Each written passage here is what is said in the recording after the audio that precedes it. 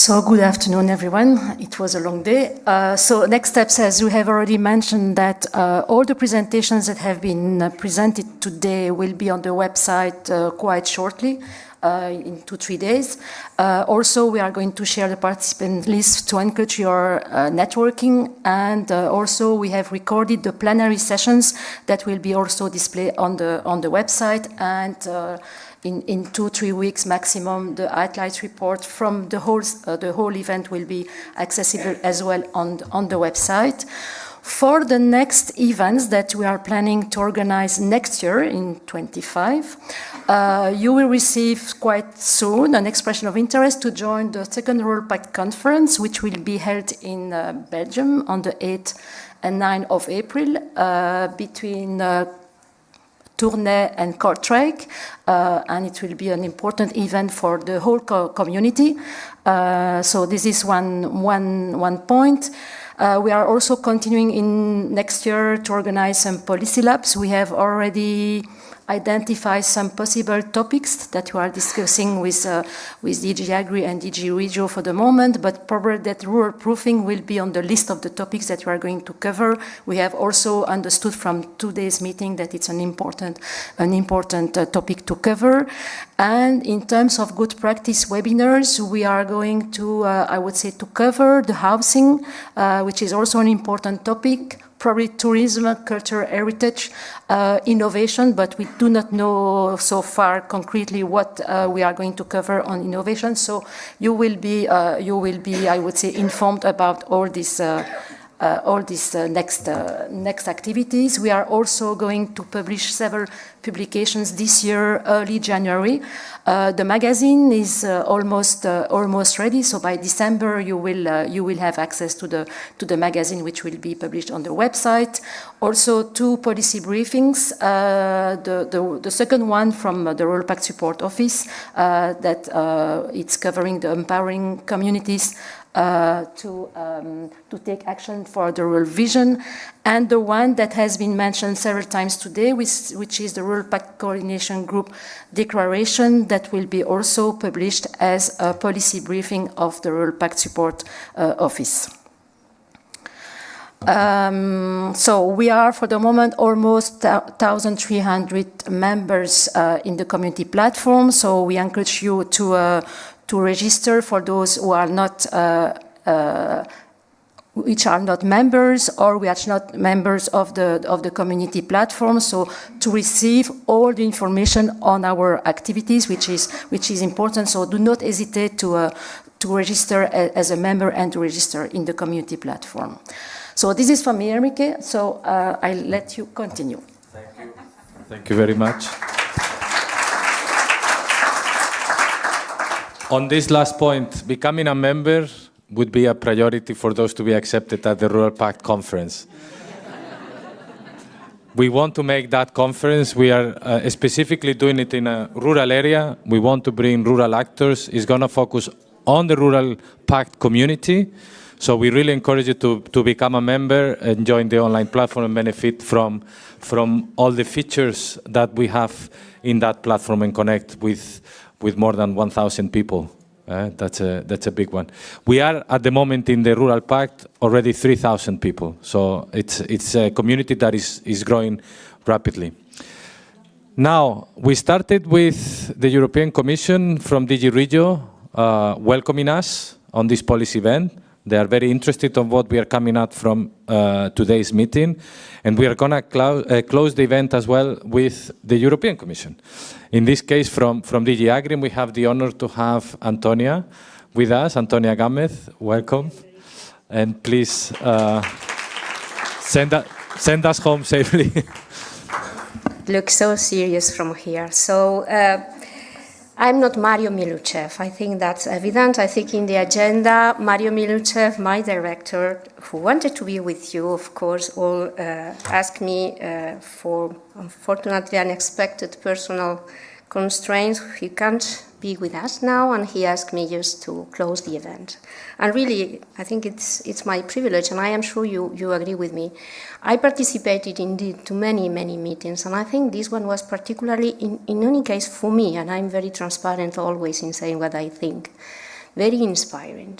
We are living a particular crucial moment, a turning point in political cycle in the EU, and I am sure also in member states. And you see what's happening in the different elections and what's going on at national, many of our member states. You see that we are in a crucial moment and we have to make our voices heard. And Europe is listening. I can assure you that we are listening more than ever. After 35 years in the Commission, I already worked for 35 years, my God, and 24 in DG AGRI, and as head of unit dealing with CAP network and rural areas, I think that we are in a crucial moment, more than ever, believe me. So we have to raise our voices. And today I feel revigorated because very often we feel lonely in DG Agriculture, defending rural. You know what I mean. We are taking the money for farmers. Then we have to fight for this. It's always a fighting service. I will define myself as a fighter with my little team for rural in the Commission. Trying to mobilize the different services, the different DGs. I heard you, coordination is needed. Of course it's needed. We try to do our best, but again, we need you. And today I feel I am not alone, we are not alone. I am here, a few of my team, we are not so many, and so I really go with a little bit of a push. So thank you very much for that.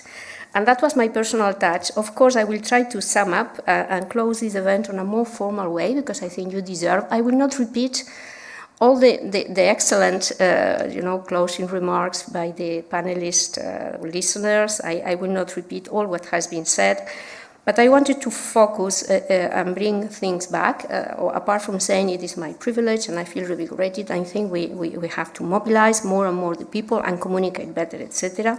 And I count on you. Today we wanted to have and focus on two of the questions from the report that we published in March on the long-term vision. The report was not only about taking stock, it's really, so what next? It was just mentioned, okay, but we can't go backwards. We need to go forward. And for that, it's good to take a picture where we are. Have we done the necessary things? What next? And so we had many questions in it. And today we wanted to focus on two: the policy tools about supporting rural areas, EU national and regional level. And the second question was about the availability of information, the importance to have the appropriate data to inspire the policies and to monitor the funding streams. So these are, as I mentioned, two essential questions to really think about it. What next for the future rural policy?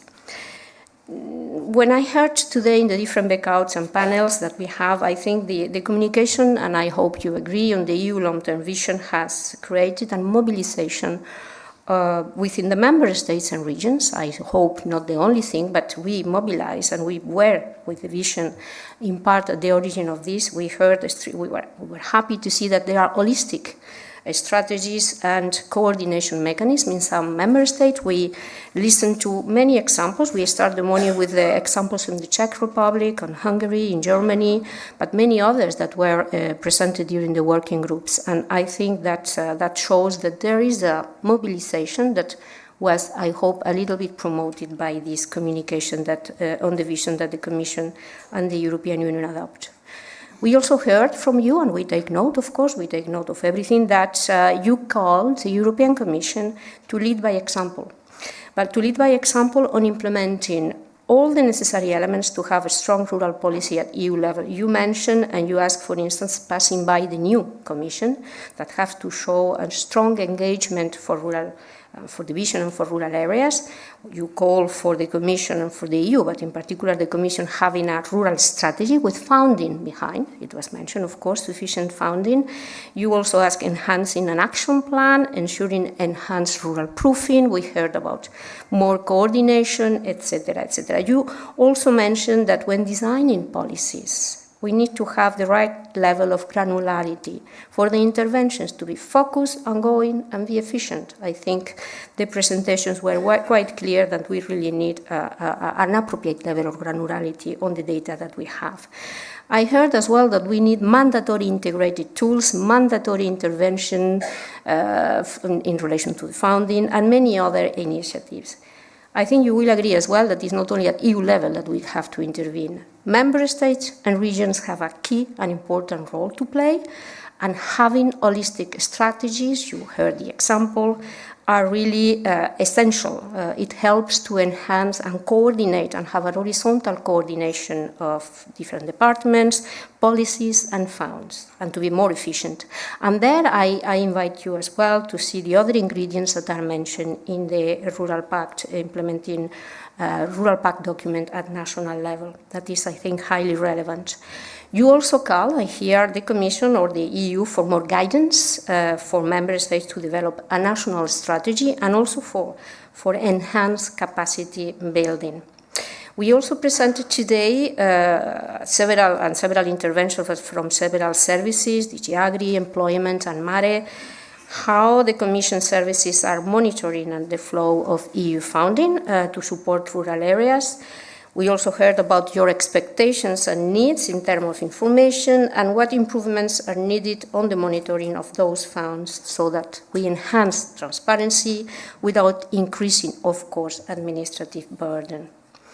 I will not repeat, as I mentioned before, all what has been just listed and mentioned by the panelists that act as listeners in the different working groups. Of course, we heard a lot about the need to have territorial visibility at NUTS 3 level or RAW of the funding investments. We heard about the role of artificial intelligence that can help homogenization and automatization of EU funding monitoring system that could reduce burden and help achieving better comparability, beneficiaries that could use the good practices to collect data correctly. We heard about the need for a rural strategy. We heard a mandatory minimal allocation. We heard, of course, all these elements that were just mentioned. And again, I think I will not repeat all of that, but be reassured, we are taking all this with us. Just our support office colleagues just mentioned that every input, every information, every recommendation that was presented today will feed and will be recorded, will be presented, and certainly will help at least us, that we are at the process of collecting input to look at what is going to be the future policy of rural areas.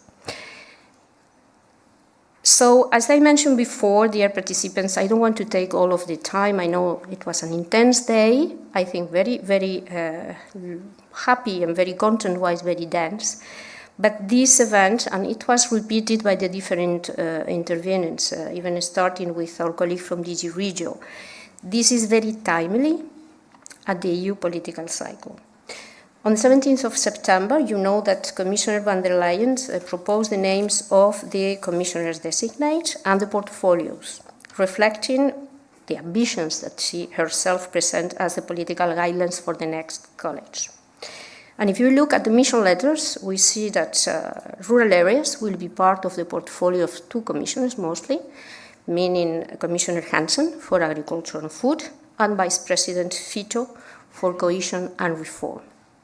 Both Vice President and the Commissioner had hearings. I suppose you were attending, I was listening, we prepared them, we helped them in preparing the answers, but of course it was for them to decide.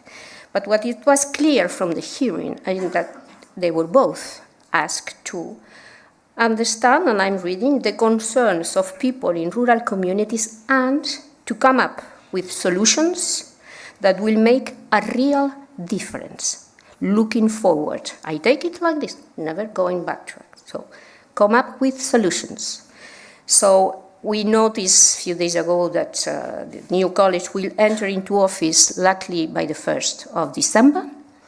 And so what I wanted with this is to refer to the fact that rural areas continue to be and to have a prominent role in the new Commission work program. And we will fight for that, and we hope you will help the few of us that are really fighting for it to have it prominently. The first concrete deliverable that my actual upcoming, well not yet, but the upcoming commissioner will take on board and has in his mandate is 100 days after the new college is in place. Van der Leyen ask the Commissioner of Agriculture, Mr. Hansen, to draft and to prepare a vision for the future of agriculture and food. And be reassured, we are part of it, and rural communities will be part of this document, of this vision that is in fact a more political document. In addition, just for you to know, the Commission is actually very active, and of course it was mentioned by our colleagues from Flanders, working on the post-2027 multi-annual financial framework. And under this, in this context, and under the guidance and coordination of Secretary General, there has been created several, well, 16 to be frank, working groups that has been organized, including one on food systems that is led by DG AGRI, and other one in reducing regional disparities led by DG Regio, where we also are, of course, part of the discussions. We are actually working on the problem definition, the EU added value, and the objectives that in the next multi-annual financial framework are supposed to reduce disparities among territories and to strengthen the EU food system and address existing vulnerabilities. To be clear, we are part of it, of course, to inject and to really be reassured that territorial disparities address rural needs and really take as much as possible all in the problems identifications, in the objectives and the EU added value, many of the suggestions that are here were already our real language when we are part of these discussions. This proposal of the next MFF, as well as the new CAP, there are already reflections on the future agricultural policy. The documents and the proposals will be on the table by second half of 2025. And this is why I mention all this, why? Because to underline the key political moment we are living, cohesion policy is also under reflection.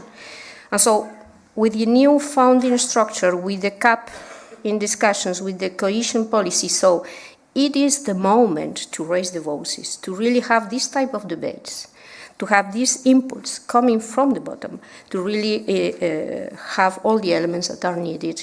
And so today's discussions are timely and very relevant. I think what I wanted to say is Europe, if we represent all Europe, is listening. We are in the listening mood, actually.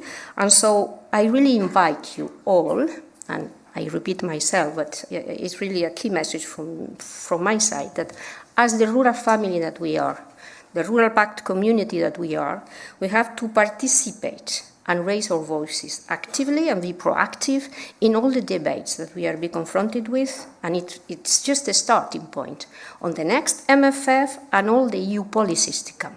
Many will be changed, not only agriculture, not only changed, adapted. Agriculture, cohesion, but all other policies will certainly be modified or adapted to the new circumstances. So raise your voice as the rural family that we are to really be sure that we are represented and that really will go forward and not backtrack. So with that, let me end by thanking first of all our Rural Pact Support Office for this great work in organizing this event. I really think they deserve a big applause because it was very good.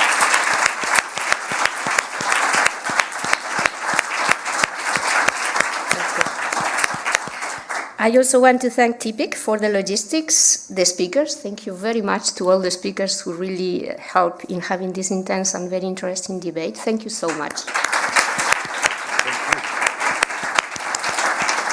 And a big applause to all of you who really stayed long day and really resisted till the end. So thank you very much. Have a safe journey back home.